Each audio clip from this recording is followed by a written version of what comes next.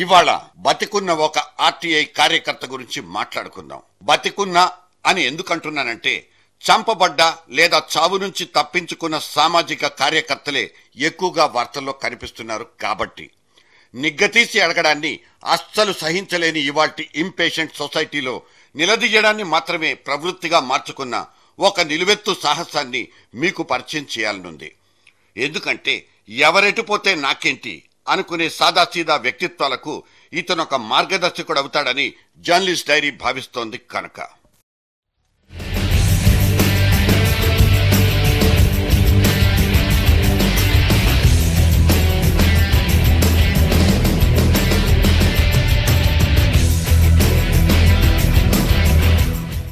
మాంటెక్ సింగ్ అహ్లూవాలియా ఇంత పెద్ద దేశానికి ఆర్థిక పరమైన దిశానిర్దేశం చేసే ప్రణాళికా సంఘానికి camera, choreography, screen play, direction అన్నీ తానే.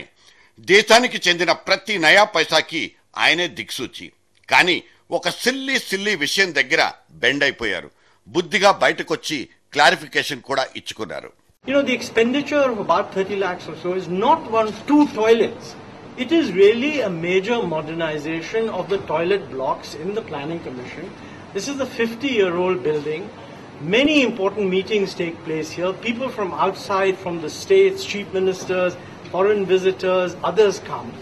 And this 50-year-old building, toilets were stinking, and when we needed to renovate them... 2 టాయిలెట్లను ఆధునీకరించుకోవడానికి ఏకంగా 35 లక్షలు తగలేసిన వైనం వాటిల్లోకి ఎంట్రీని రిస్ట్రిక్ట్ చేస్తూ కేవలం 60 మందికి యాక్సెస్ కార్డులు ఇస్తూ అందుకోసం ఇంకో 5 లక్షలు ఖర్చు చేసిన ప్లానింగ్ కమిషన్ ఘనకార్యం.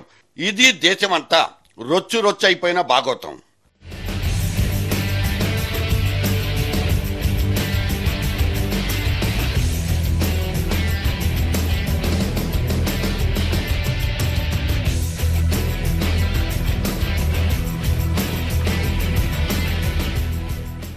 గురుడు దిగొచ్చాడు సరే, ఈ దేశమంతా పాకిపోయిన ఈ టాయిలెట్ల కంపు సంగతేంటి అంటూ జనం నాన్ స్టాప్ గా చర్చించుకుంటున్నారు.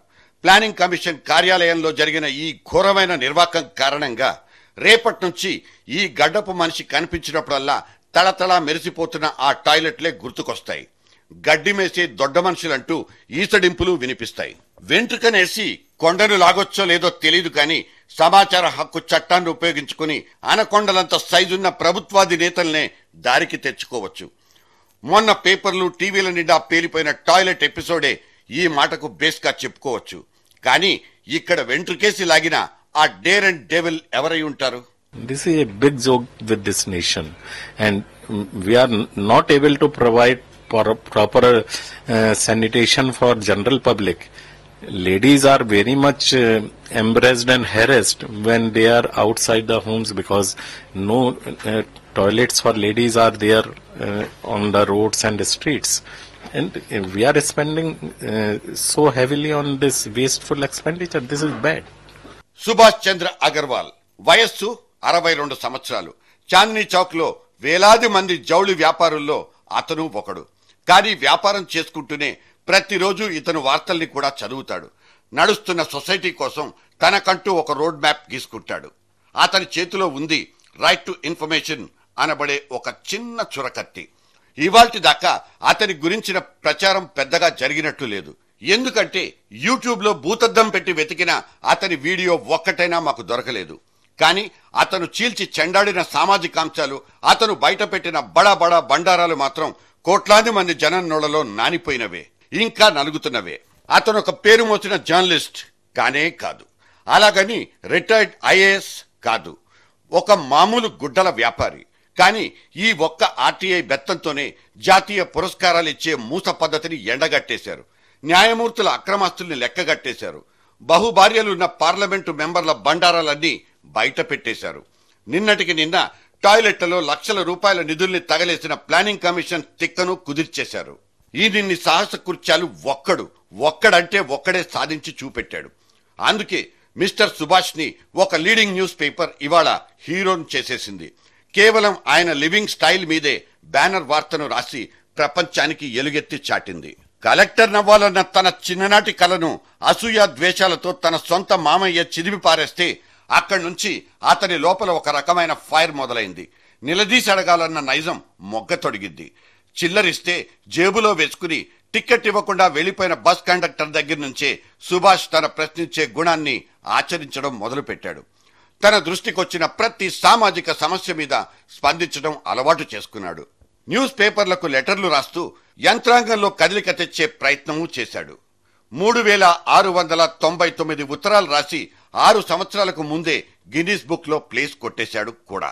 పావలా బిళ్లకు ₹1 బిళ్లకు సైజులో తేడా ఉందో లేదో మీరెప్పుడైనా గమనించారా? ఈ సుభాష్ గమనించాడు. డైరెక్ట్ గా రిజర్వ్ బ్యాంకుతోనే తకరారు పెట్టుకున్నాడు. సబ్బు మీదున్న ఎంఆర్పీల్లో తేడా కొడితే హిందుస్థాన్ లీవర్ కంపెనీ మీదికి లెటర్లు సంధించాడు. టైమింగ్ పాటించని ట్రైన్స్ గురించి కంప్లైంట్ చేశాడు.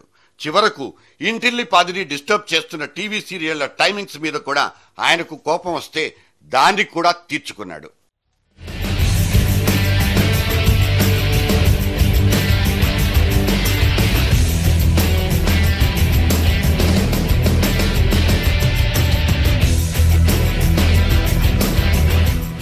రోజుకు 6 న్యూస్ పేపర్లు చదవడం, టీవీలో కరెంట్ అఫైర్స్ చూడడం, తప్పనిపించిన ప్రతి అంశాన్ని నోట్ చేసుకోవడం, ఇదే అతన్ని ముందుకు నడిపిస్తున్న దినచర్య. క్రికెట్ మ్యాచ్ చూడడం అస్సలు ఇష్టం లేదు. కానీ వినోదం పేరు మీద జనం డబ్బును దోచిపారేస్తున్న బీసీసీఐని ఆర్టీఐ పరిధిలోకి తీసుకొస్తానంటూ ప్రతిజ్ఞ చేసుకుంటాడు.